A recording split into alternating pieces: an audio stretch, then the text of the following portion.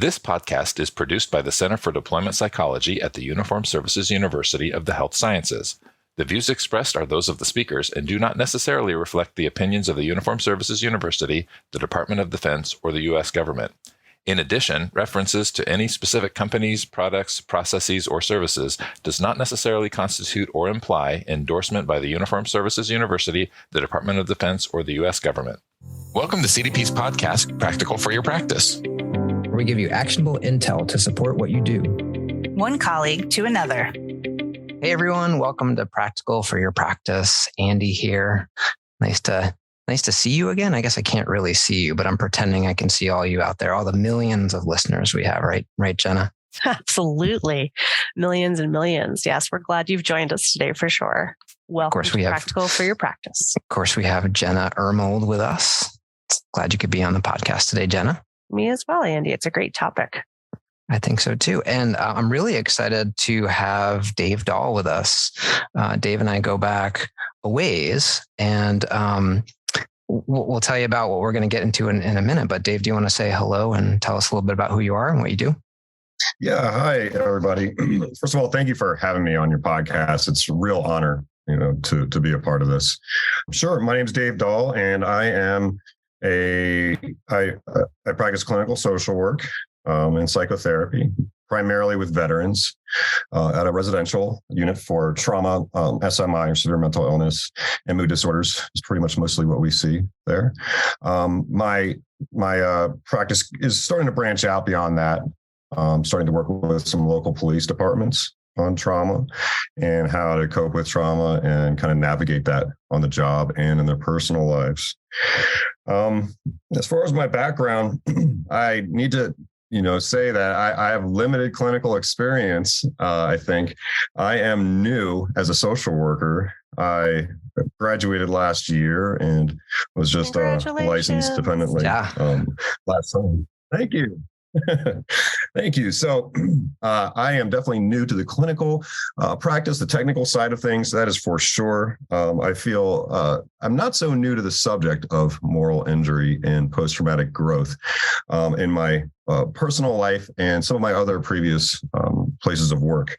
So I am a Marine veteran, and I served quite a while ago in the mid 90s. I served, and I was on a ship that was part of the whole Bosnian War thing that was going on in 95. And in addition to that, after that, went through some tough times and had to find a way to recover.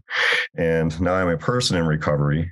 And during that time, I became an educator for disadvantaged and adjudicated youth. So I worked a lot with a lot of trauma there and a lot of moral injury as well. And I am now a Zen Buddhist priest, a social worker, a person in recovery, and a father and a husband. You have such a rich history and such a fascinating journey that there's so many parts of your history and the things you just mentioned that I'd love to hear more about. And certainly we've talked about you and I before. And when we were talking about this podcast, we kind of struggled a little bit, you and I, figuring out what were going to be the main topics to talk about. And we were just joking right before we started recording here that we probably have got about 6 hours worth, at least, of potential topics. I know. But I thought maybe a place for us to center our discussion might be on, you mentioned moral injury and also moral growth. And what's I think really unique and interesting about you as a guest is you've gone through this process from the other side. So now you're, sort of on the clinical side, but you've gone through this process as, someone who is in recovery. And so, what I'm interested in maybe starting this discussion with is when it comes to the term moral injury, what does that mean to you? Well, I think there's three things I'd like to say about that. There's a couple definitions that I've found that I really appreciate. I'd like to share because I think they kind of broaden what I often hear people associate moral injury as. I kind of see it sometimes is maybe a broader concept than some people that I've interacted with about it. So I've got one. It's a Litz et al. Quote: "The profound psychological distress which results from action or the lack of action which violates one's moral ethical code." Hmm. I appreciate that one too, because it includes the lack of action, right? That sense of powerlessness that people can feel in certain situations that can cause moral injury. The other one is a Dresser quote: "Disruption in an individual's confidence and expectations about one's own or others' motivation or capacity to behave in a just and ethical manner." What I really appreciate about that quote is it reminds me of what I experienced as a veteran and what I see in so many of my veterans that are back here in the world, right? So we have, questioned everybody else's capacity to act in an ethical manner because of our experience. So if I were to describe moral injury in my own words and more in the way that I may have experienced it, I would describe it as someone who grew up kind of suspicious of the way things work in the world anyway, just a little suspicious, and then join the Marines, go overseas, get exposure to a very serious situation over in Bosnia, where it was a NATO peacekeeping mission, if you could call it that, but it involved extensive air campaigns, and so to see some of that devastation and to actually, like a month after a lot of that stuff happened, go on liberty in Trieste, Italy, which is not far from the border of that whole region, and see children that were refugees saying that their parents, were killed by bombs, and believing that, that was our ship, that was our unit that was over there doing that. What it kind of did was the experience is kind of like somebody pulled the curtains back on reality and said, okay, this is what the world's really about. It's a terrible, shitty, scary, evil place. This is what it looks like behind the curtain that we may have drawn in front of us back in the safety of our own homes back in the US. So that's just kind of my personal take on the concept of how I experienced it.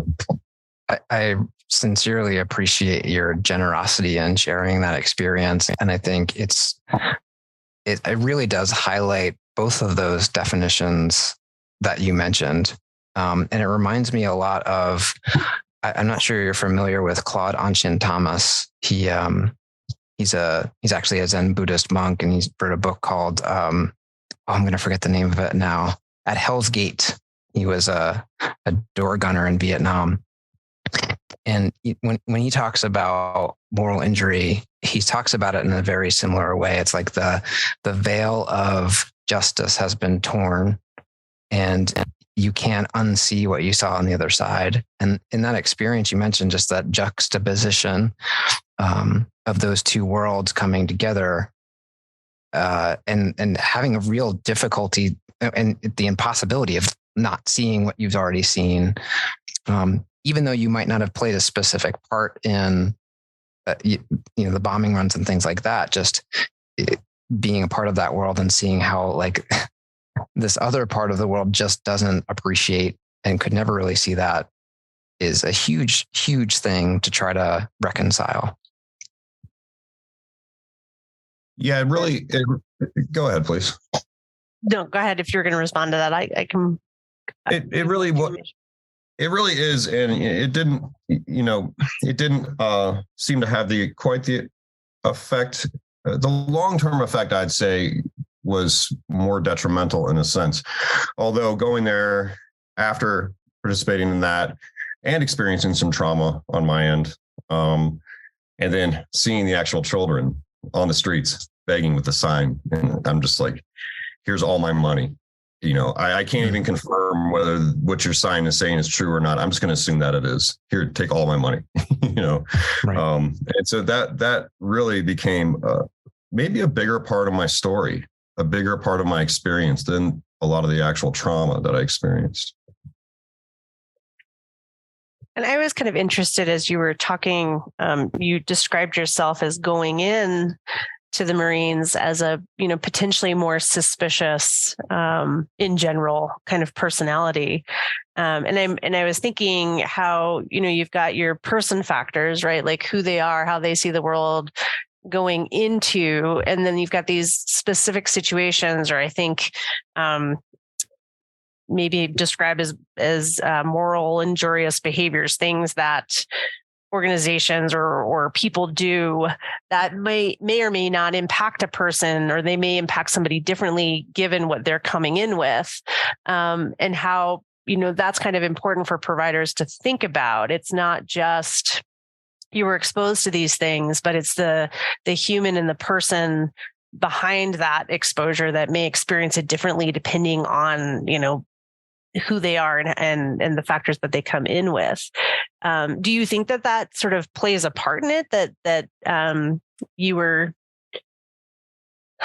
and I'm not saying this in a way like, well, if you weren't suspicious, this wouldn't have happened, but like, do you think there are some things that you've seen in your work with lots of service members, or in stories you've heard of folks who have experienced moral injury, that it's kind of both of those things put together, or what could set somebody up, I guess, to potentially experience this differently than others?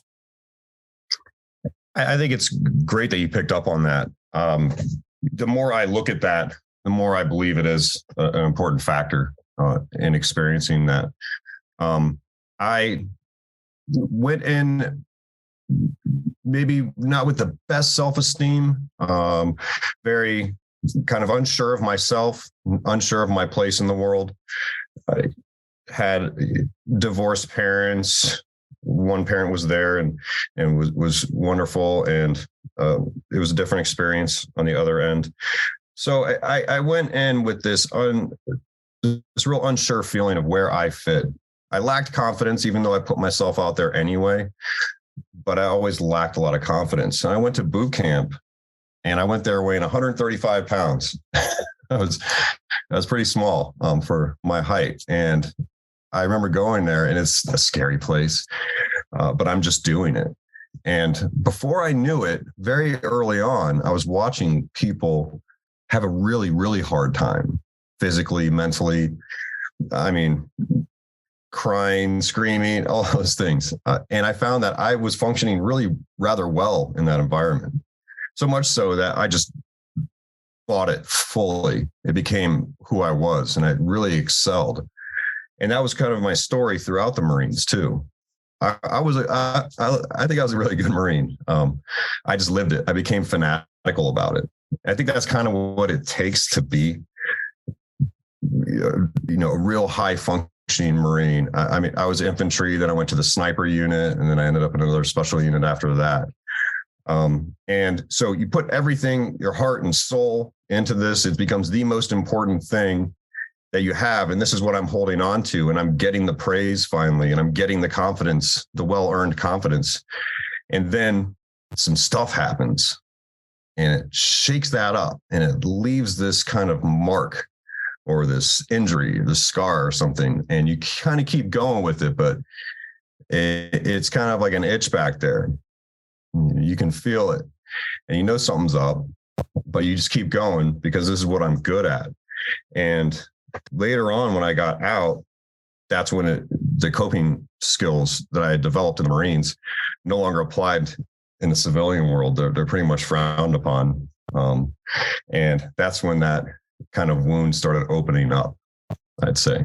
So yes, the short answer is I definitely believe, sort of like I've done a lot of work with folks that are in recovery from addiction, and a majority of the stories that I have heard goes back to this feeling of not fitting in, feeling different than, unsure of yourself, maybe some self-esteem issues, even in childhood before they started using.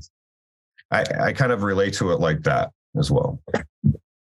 That's really fascinating. And I'm so glad you explained it that way, because, we talk a lot in our military culture trainings about this warrior ethos, this sort of like warrior ideal that really in many ways allows the Marine, the soldier, to do the work they have to do, that they kind of really take on these core values of service, and they're all in, like kind of like you just explained, right? Like, and this warrior ethos is what drives them to do the fairly impossible things we ask many of our service members to do. But when that's cracked, right? Like when that event happens that, like you said, sort of shakes that up, the more in you are, like the more you really kind of identify with that, with the culture, and identify with this ethos, the harder it is to kind of wrap your head around how these things like fit together. And it really feels like, you feel it that much more strong. So I think that was a great way to sort of, it's very conceptual when we talk about it. And I'm loving this discussion because I feel like you've really done a wonderful job of sort of like walking us through what that looked like for you as a human, as a Marine that experienced that. So thank you. Sure. Well, thank you. Dave, one of the things that you said inside of all the really super interesting things you said just a moment ago was the things maybe that work to help you to cope in the context of the military. For example, when you switched over to the civilian world didn't work quite as well. And what I'm curious about is, how that perspective, that personal perspective, might help you when you're engaging with a veteran who maybe you suspect could have had similar experiences, maybe as dealing with moral injury. What does that sort of help you to look out for, maybe notice that maybe someone who hasn't sort of been through your life experiences might not see? I laugh just because there's so much there, and I still have that warrior in me that thinks back to the way we dealt with things, and it's so. Here's what I would say: to have a lot of respect and really understand that warrior ethos that you're describing, how important that is when we're in, and how useful and I would say effective in that arena. So the way we would deal with stuff like that is if you're stressed out, if it's been a rough week or whatever's coming up, it involves usually a lot of drinking, a lot of alcohol, acting very, very wild, like beyond wild. This is not the college dorms. What we're going to do is we're going to drink a ton, probably damage some property, and then go outside and fight each other, full on fight each other, and then hug afterwards, and then maybe stay up all night and go surfing the next morning, on the weekend. Or if it wasn't the weekend, then we wake up and go run 5 miles the next morning, all together, all loving each other the best way we know how. Even to the point where we can brawl each other, get all that aggression, get all those feelings out, and cause each other a little bit of injuries for real, and then hug afterwards and be like, all right, brother, let's go. This is good. So those coping strategies, I think it's safe to say, are very frowned upon out here in the civilian world. So that's one of the ways I connect with my veterans is I let them know that I have been there, and I understand how effective that was for them and how alienating it feels that these extreme coping strategies that you developed and relied upon, almost none of them work besides maybe going for a run. Out here, you're seen as different, weird, dangerous, scary, and at least you feel that you're seen that way. Other people may see it as more concerning. They might be worried about you, but the way many of us see it is that we are now these scary, alienated types of, disgruntled veterans. And that causes a lot of separation. And when I say that to a veteran who's kind of hard to crack their shell, and I'm like, listen, man, X, Y, and Z worked back in the military. You fight your friend, do all that stuff, go hang out right afterwards. And then now that's not working. The response I usually get is, wow, you totally get it. And, Right. and one of them said, "I've got the coolest therapist ever, finally." And I'm like, okay, well, we're not working on that old stuff now. We're working on some new stuff. So let's charge forward. And then we kind of try to look forward instead of so much into that. So yeah, I think it's really important to be able to acknowledge that and respect that. And that's one tool I have as somebody with that experience. I think every clinician brings their own talents and tools and their own incredible things that they bring to the table. And I think that's just one of the things that I'm able to bring to my veteran. That validation is so important. And I think as behavioral health providers, it's so easy to jump in and like want to just quickly point out how problematic those are without validating in the context of the culture you were in the context of your service. Those worked. And that's great. And you like, I get it. And I think that's easy to do, even if you're not. I mean, it's wonderful if you've had that experience and you can do that. But I think providers in general can say, in the context of you serving as a Marine or in the context of you, being downrange and doing X, Y, and Z, those behaviors like probably kept you alive, were functional and fine. And just like that little moment is so important. And I think so many providers immediately want to pull that veteran over into mental health culture, which like invalidates all those things, or like those are problematic behaviors and we label them as dysfunctional. And that's where we lose veterans, I think, half the time too. So I think that's a really important point that you just made. Yeah, I think that's where a veteran kind of can get lost. I would almost describe it as that's when I see them dig in more. I think I don't have a lot of experience outside of working with veterans in a clinical aspect, but I do with other populations and other service like education and social emotional learning. I used to, head up a social emotional learning program, and certain things that you're going to come at somebody with somebody that's morally injured, it tends to make them want to dig in. And boy, veterans are ones to dig into a single point perspective. And when they dig in, it can be really hard to help them see other perspectives. And I think that becomes the goal. At least one of the goals is to start really exploring perspective taking, but it starts with kind of getting in there with their perspective right now to kind of help walk them out of it, or help them walk themselves out of it. It makes total sense. And what you were saying about digging in, in any situation, if you are immediately rejecting of someone's perspective, I mean, you can see this in almost any sort of level of human interaction. That person's going to dig in and defend that, that stance even more as a way of trying to help you see their perspective, but it just creates even more distance. So yeah, like once you're willing as a provider to not have that failure of perspective taking and to get into that perspective, then maybe that offers an opportunity, like you were saying, then to explore other perspectives. But until you're allowed to allow yourself to get into that same perspective and see it, the rest of the work is more difficult. And so I'm curious, once you've been able to, let it be known that you're joining with and sharing that perspective with a veteran that you might be working with, how might you then start to begin to pivot towards maybe looking at some other perspectives? First of all, in my experience so far, I believe it is important to not go down that road too much of the old days on how you used to deal with it. I use it sparingly and very specifically at what I hope is the right time, just to I like to kind of think of it as just kind of cracking that shell open and then leave it.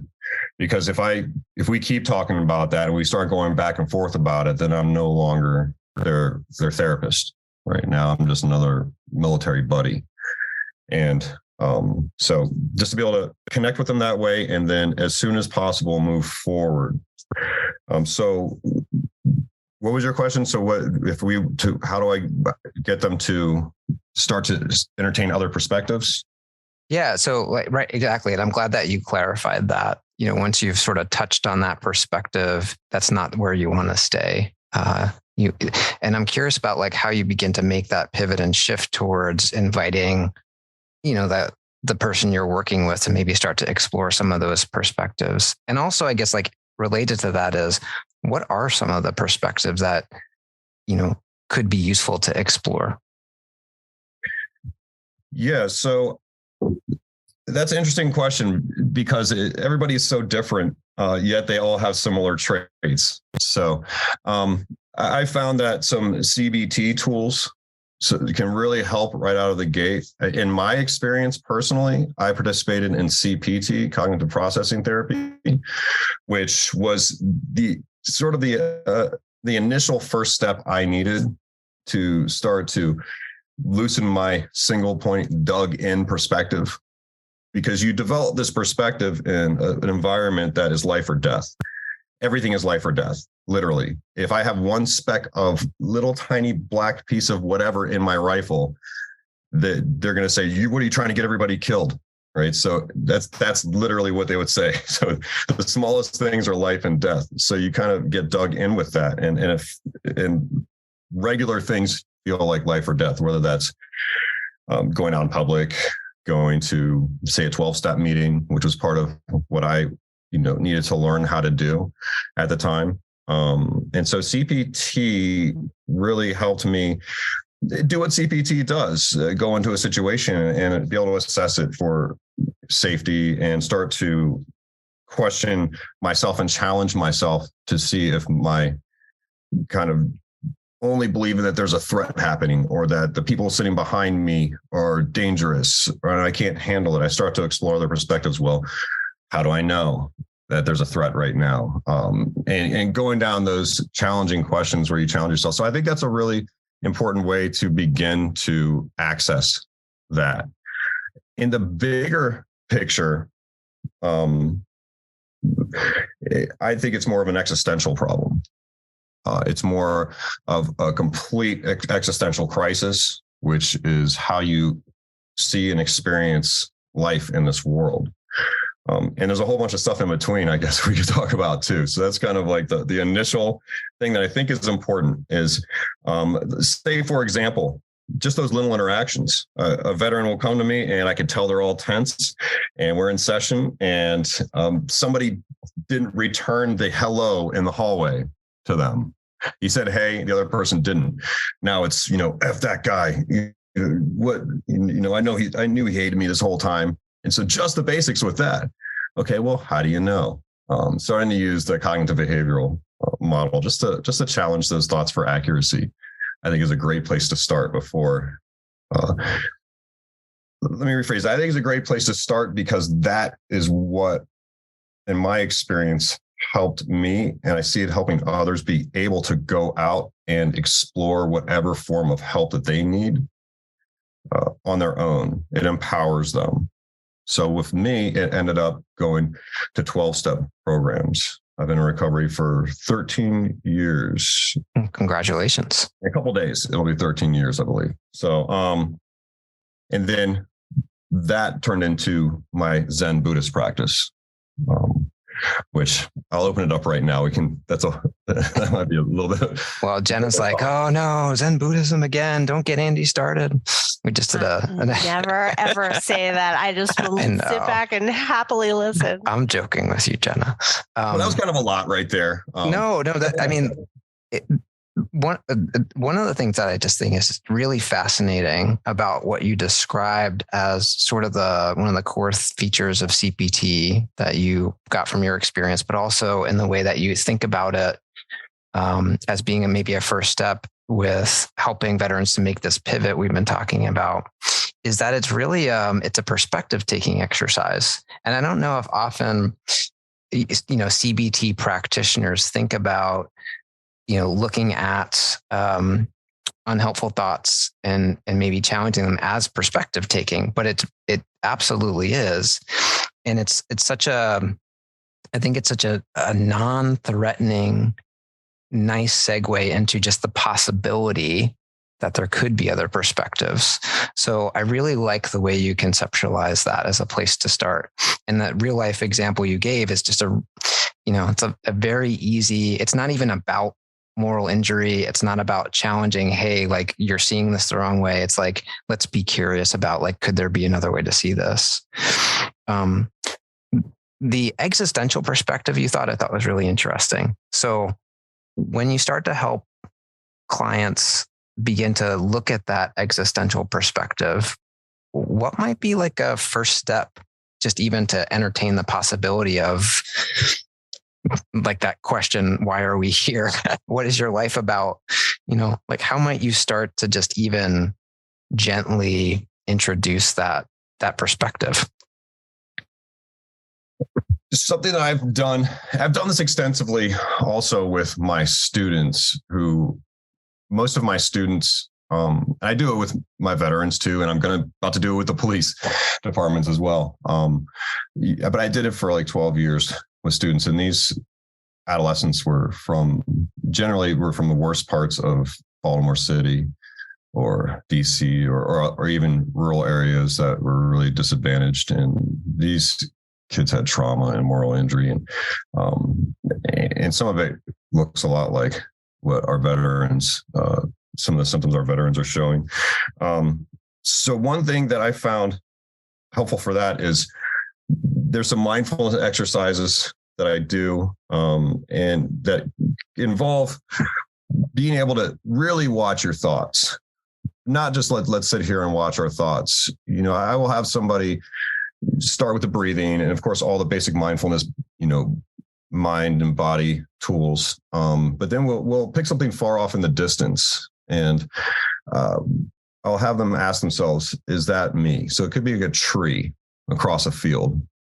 We're not visualizing that. We're actually looking at a real tree. We're outside or looking out a window, and ask, "Is that me?" And maybe on another higher level of Zen Buddhist perspective, that is me, but not for this exercise, because we're trying to back into ourselves here. And so they decide that that's not me, because who is the one watching that tree? And we walk it back, find something a little closer. We walk it back and ask ourselves the same questions, end up looking at their feet or their legs. Is that me? Well, it kind of is, right? But if I didn't have my legs, would I still be me? Sure. We walk it back a couple more times until we close our eyes and let the thoughts come in and the thoughts leave. And we watch the thoughts and ask yourself, is that me? Well, if that's me, then who is the one watching the thinking? So right there, it's, I think, in IFS, which I do, internal family systems therapy, as a client, they would call it self-energy. Different traditions are going to call that something different, but to be able to kind of free yourself of perspective first, to be able to open up to other perspectives, is one way to be able to do that in the more existential side of things, and the less like right here, right now, super practical CPT side of things. Well, and also that, I think that is a super practical way of introducing this, because as soon as the word existential gets thrown out there, the word philosophy, right? Like the word philosophy, but really, I mean, the way you're describing it, and that sort of perspective taking exercise and ACT, we might call that like a self as context type exercise, helping shape the ability to shift into an observing sense of self. So there's different traditions refer to it differently, but it is sort of just a very straightforward, practical way of helping shape one's ability to choose to be in that perspective, like even to find a way to like notice they are in a perspective that they might be able to then shift, and noticing the distinct features of their unique perspective. And that from that place, you might be able to, look at things a little bit differently. So I really love that as a place to start. Right. So, let me just add a little bit to that. So it's we could say you're not your thoughts, and, watch your thoughts, you're not your thoughts. But when you really take your time to have somebody truly experience that, that's a lot of times where I see their eyes open and they're like, way different. they'll say, holy shit, that was really cool. I've never been quiet like that. Or, Right. it's really, you can truly not identify with your thoughts, because to me, moral injury is this part of it is this real over identification with suffering. And it's really, I see it keeping people sick. If you have depression, maybe it feeds the depression, or PTSD, anxiety, as long as there's some moral injury involved, I just see people resisting treatment for those other issues that they want to take care of. And so just being able to free them from that briefly, just to show them, hey, there is a way, there is something out there. And, I can help you explore it, or I can help you get into a place, hopefully, where you can go explore it on your own to whichever way you see is best for you. I was kind of curious in hearing you talk about that with moral injury. I know we want to talk about post-traumatic growth as well. Is that kind of like almost an antidote a little bit to shift away from the suffering? How do we help our clients instead really keep their eye on post-traumatic growth, not dismiss the moral injury, but like, how do you balance those two things? And would you say that does sort of help with, it's not necessarily an antidote. I don't mean it's that simple, but like, what's your perspective on that, I guess? So how to bring post-traumatic growth into that is what.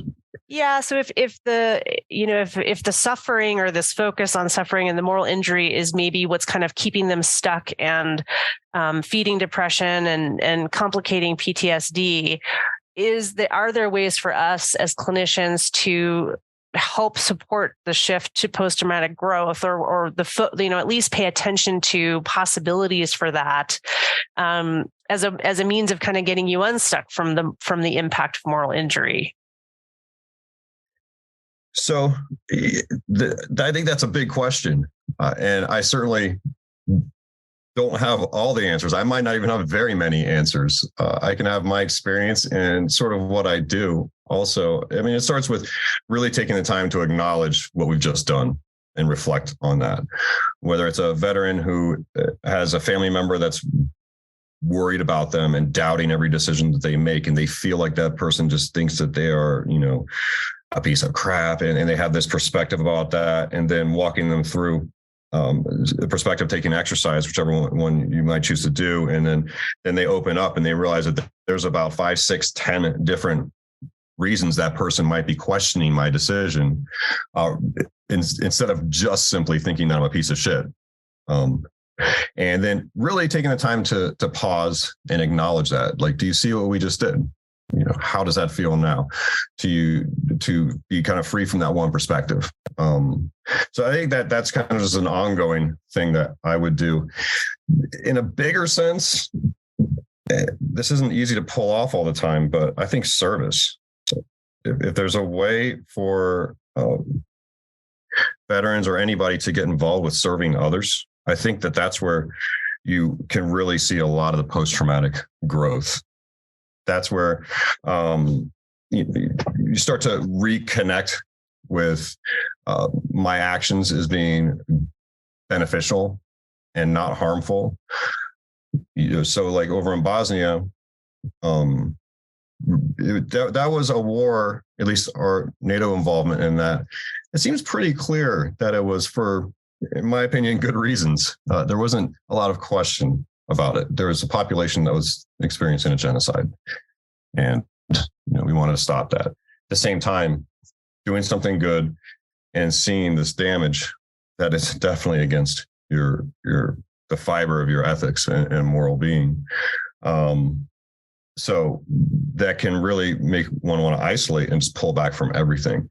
So getting out there and getting into service work, I think, is really important. And maybe that just starts with, for instance, on the unit that I am a therapist on, getting folks involved in service to the unit, whether that is doing a morning meeting or a job, or even managing the coffee machine, just little things like that, all the way into big things. For me, a big part of my post-traumatic growth, I mean, it might just be the biggest part, I'd say, it is service. It started when I was early on in this process, and I saw these little cats. I remember this. These little cats. I remember this. And these little cats are suffering, and they're not people. So they're innocent 100%. And some of them were sick, and they're outside colonies of feral cats or cats that are dumped by people. And I started rescuing these cats and getting involved in this cat rescue. And it turned into a regular thing where I'd spend every Saturday there, and just grueling, hard, dirty work. Not fun in a regular typical sense, but so important. And veterans started coming with me. And next thing you know, I had 4, 5, 6 veterans are coming with me every weekend.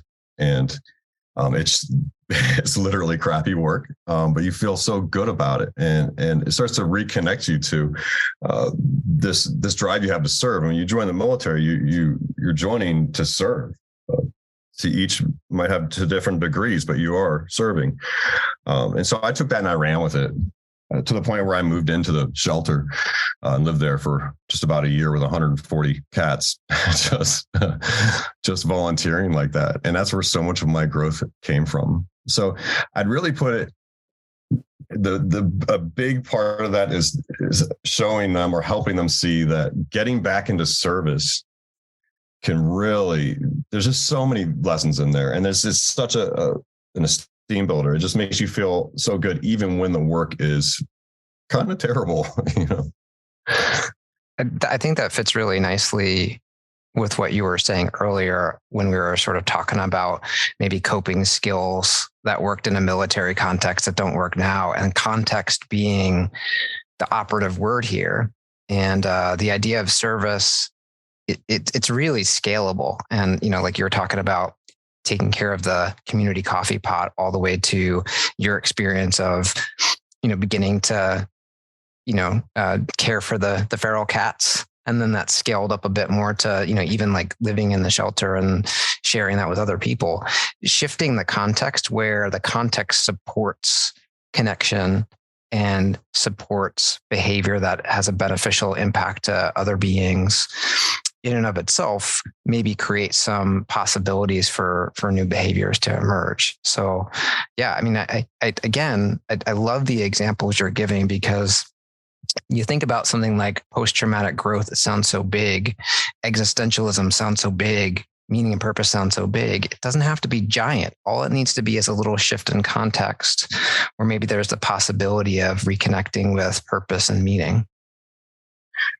Yes, definitely. And in my reading, I forgot where I got this from, in my reading about post-traumatic growth, just because I fully experienced it, and I continue to. As a Zen Buddhist priest, I mean, my life is service. It just is.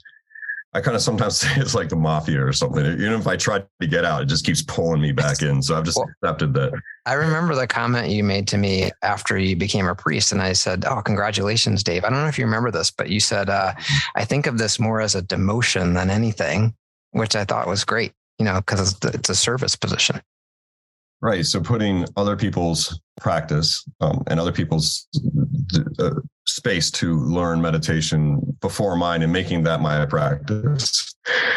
So in my reading about post-traumatic growth, there's a few things that were mentioned. Self-forgiveness. I mean, what better way to get some self-forgiveness than going and doing service, self-worth, and corrective and repairing experiences.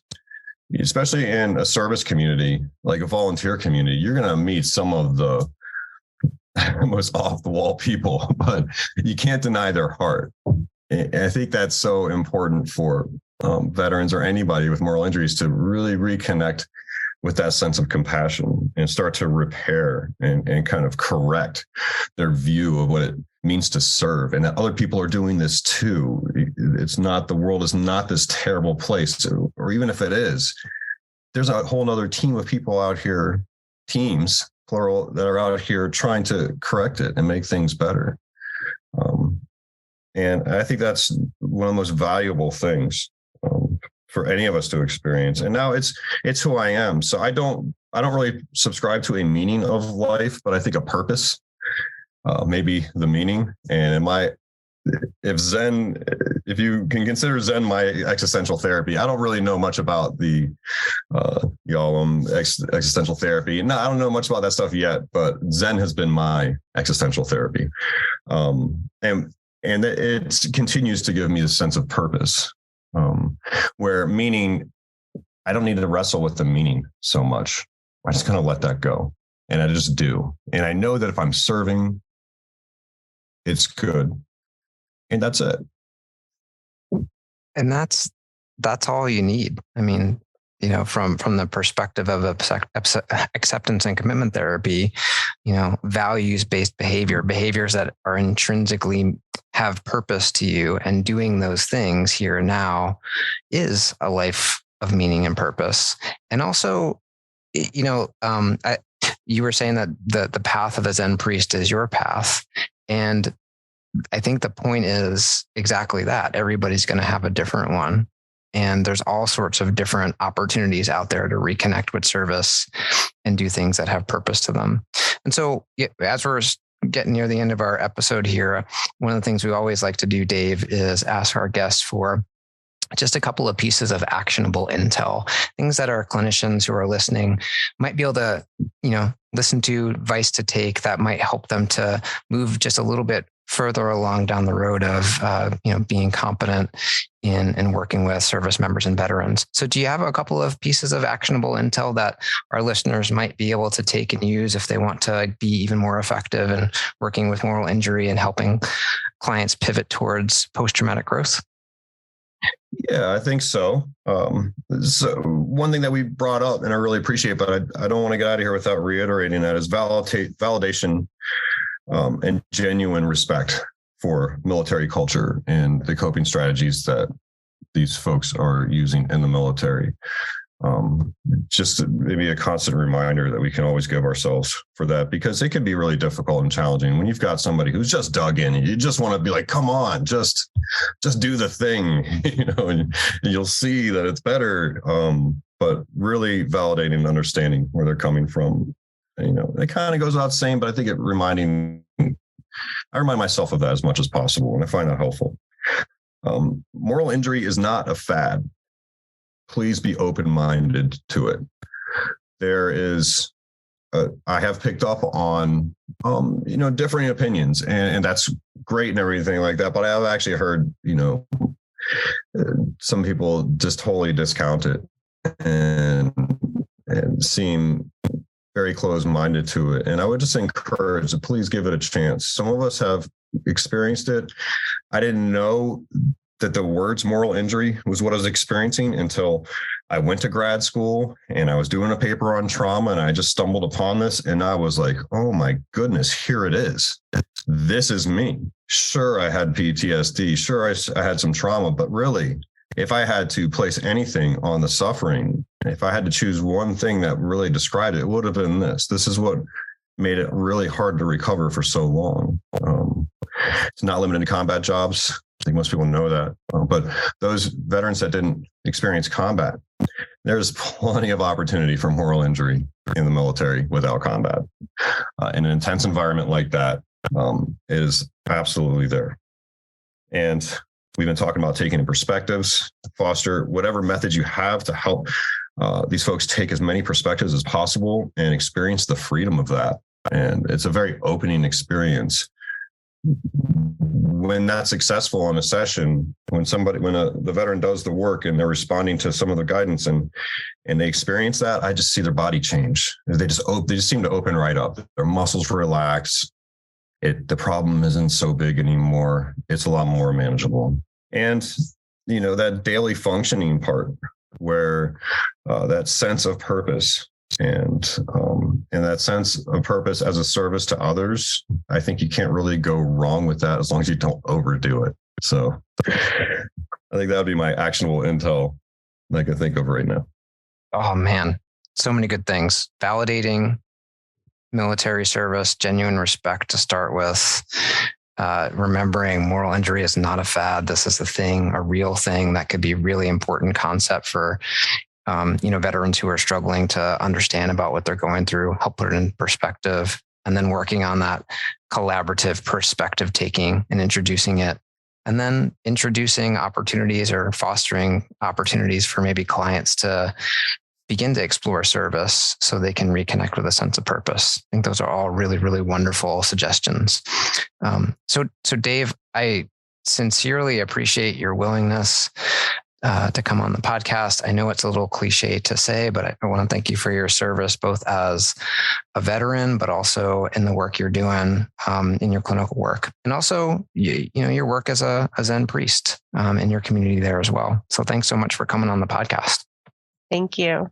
And thank all of you for your service, and not only the service you do as clinicians and in your typical roles, but also for this podcast. Getting the word out there, I think, is so important, and just continuing the conversation. So thank you for that. Our pleasure. Well, thanks for listening to Practical for Your Practice. We'll see you next time, everybody. Thanks for listening to Practical for Your Practice. Please feel free to subscribe, rate, and join in on the conversation in the comments. Until next time.